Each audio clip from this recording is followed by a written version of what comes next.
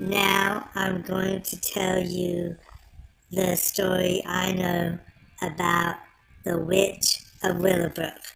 So the story takes place in the Alabama-Mississippi territory in the mid-1700s. This area is mostly under the French influence and occupation, and this particular place is known as Willowbrook. So there was a young woman who lived at this castle in Willowbrook. She was said to be very beautiful and very attractive. It seemed all of the crops on her plantation grew extremely well, while on all the other neighboring plantations, the crops were diminishing each and every year, more and more. So some of the people in the neighboring communities started asking questions.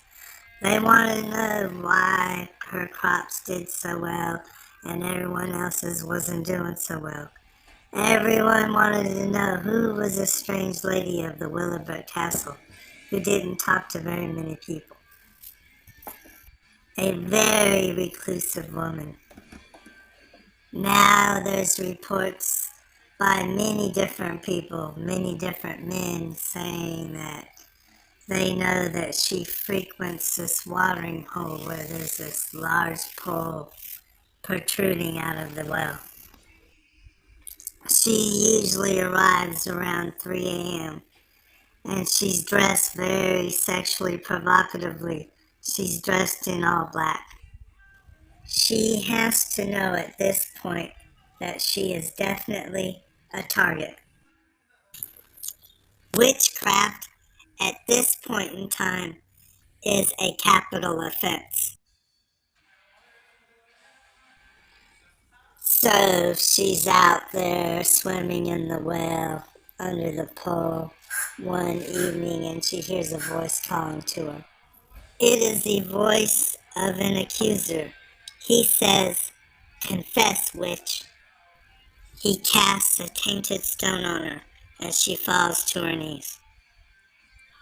And just then, several other accusers appear out of the darkness. They all cast her and cast stones on her and say, "Confess, witch, your time has come." So, as she feels the rocks pelt her body, she feels her life slipping away. And she says, "Very well, it is as you wish." She says, "Yes, indeed I am a witch. But I promise you this day that you take my life, you will bear no fruit from this.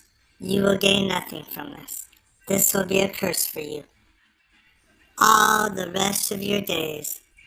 And as for this land I leave, it will be of no good use for you. It will be a curse for you all of your days." So many of the inhabitants would see the dead witch laying in the field, decaying away, but they acted like they didn't notice her. And then one evening, many people said that they seen her fly away on a broomstick.